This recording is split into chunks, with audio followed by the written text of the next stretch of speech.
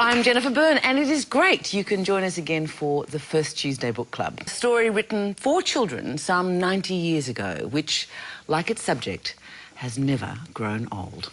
And one of the magical books of all time. To avoid spending further time with Mr. Cliché, I will just say that here it is, J.M. Barrie's Peter Pan.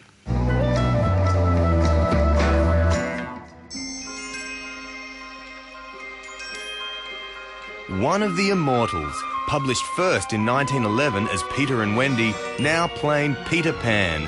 J.M. Barrie's timeless story of a mischievous boy who refuses to grow up.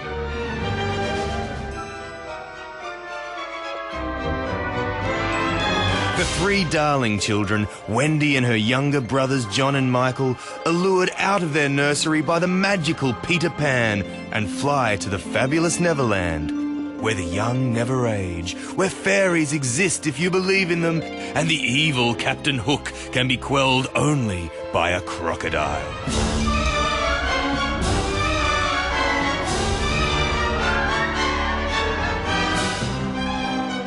The children experience a series of adventures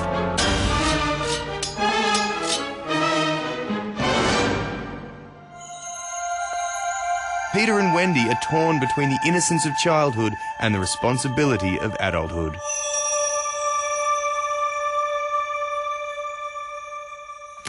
And this, bless you, was your choice, Bob Carr. Tell us why. The first books I read, I must have been 5 or 6, were Peter Pan. With Peter Pan, I think there's the best sense of escapism for youngsters at a time when you're being marshalled for the industrial slavery of school. You come out of childhood and you go after the first day at school, you come home thinking, well, that's that. But no, you're signed up to go back the next day and the next week. They've got you. But along comes a story that says, at your window may appear Peter Pan and Tinkerbell to take you to fly through the night sky off to Neverland. And that's the escapism.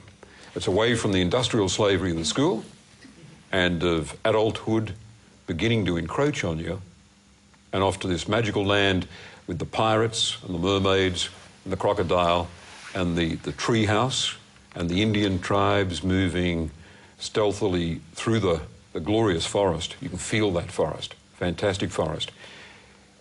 It's perfect.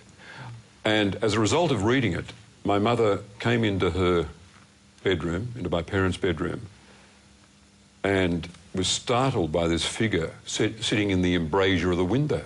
She said, "Robbie, what are you doing?" I said, "I'm waiting for Peter Pan and Wendy to come and take me to Neverland." That is a wonderful reading, though, that there is a very specific, it's not just a dreamy escape. You are leaving home. Well, when I started reading this, it made me very cross.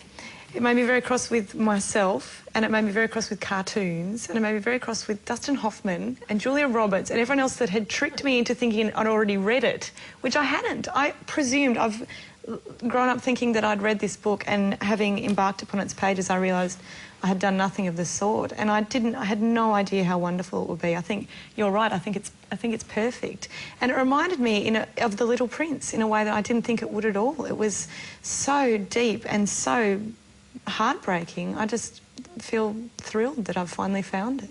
Did you find that, and I assume you sort of reread it before coming, or you know it very well, that it is quite a different book for an adult than it is for a child? I didn't want to destroy my childhood image of being whisked into the air, out of the window, into the air, into the starlit night, above the chimney tops, with these little friends who were taking me to Neverland. And I couldn't really force myself to have these enduring images dislodged in any way. Powerful book to read as an adult. I mean, it wasn't like a second-rate experience. I don't know. It was amazing. I suspect that I read it when I was a kid, and I certainly haven't read it since. It's quite an extraordinary. I mean, it's immensely sad. It's quite political in a way. Well, not political, but Barrie is trying to uphold the sort of Edwardian values of of England and good form, and you know, Hook goes to his death, but he does exhibit a little bit of good form that he's picked up from the playing fields of Eton. You know? It is a very weird book, but it's also a marvellous book. It's absolutely marvellous. I knew I hadn't read it as a kid because it wasn't a television program. And I loved coming to it as an adult. And I must admit, it is a weird book. You know, between the ticking crocodiles and the nanny who's a dog, I did find myself thinking, what was J.M. Barrie on? But I really enjoyed it. It made me laugh. I hate to admit that it actually made me cry. Which bit? When the children... How corny. When the children run into their mother's arms, I wept like a baby. No, I literally did. I laughed out loud. I cried. Do you know, as an adult, do you see the other side of it, or you? I am going to read it. I'm going to devour it. I'm going to risk upsetting these childhood memories. Just flicking through it now, though, you know, that wonderful thing came back to me when Peter Pan arrives in the Darlings' nursery, and he loses his shadow, and it's Wendy who's got to sew the shadow back on after he tried to stick it on with soap. Remember that? Yes. And that brought it back. We've just read it, Bob. That's the first time I've re-encountered that in 55 years. Really? Does it still have potency for you? Yes, yeah, that's a story. Because of the mystery of it. Yeah, what are these images? What do these little adventures within the architecture of the plot actually mean? But also, so many elements have become classic moments, like the clapping to believe in fairies. I mean, it's just, we all know that, the showing on of the shadow. It doesn't... if you see it on the stage, they make much more of it. It's a much more dramatic thing. But in the book, he whizzes past that. You know, you believe in fairies, don't you? You believe in fairies, then tinks back. Yes. No, he absolutely whizzes past it in the novel. But that doesn't... It's such a dramatic moment nonetheless. You know. But isn't it fascinating, too, how when they do it live, they generally leave out the line where he says to die would be an awfully big adventure. Yeah. Isn't that fascinating? A fascinating line, a great line, and let's hope we all feel like that. But you don't just hear that coming, lines like that in many children's But books. remarkable to insert that all those years ago in a book about childhood.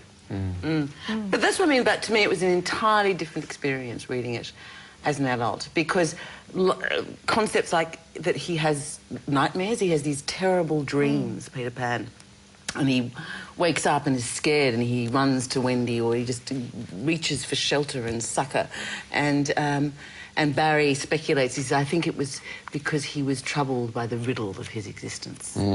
But he also doesn't have a very good mother to tidy his mind once he's been put to bed. Yeah. I love that. That was... The idea of her putting her kids' minds in order. Would you recommend it to other people? I mean, I felt kind of awkward going to people. You should read No, Peter Pan. I'd recommend it to everyone. Everyone. I'm very sad that I didn't get to read it as a child and have the childlike experience. And reading it as an adult is devastating and beautiful, and I want everyone I know to read it. No, I'd recommend it to everyone as well. Thank you for bringing it. Good, and I'm going to risk all those childhood memories of the book, those images, by reading it after this discussion. Good. Thank you. I think you'll be surprised all over again. Thank you very much, Bob Carr, Marie Cardy, Jason Steger and Judith Lucy. Thank you.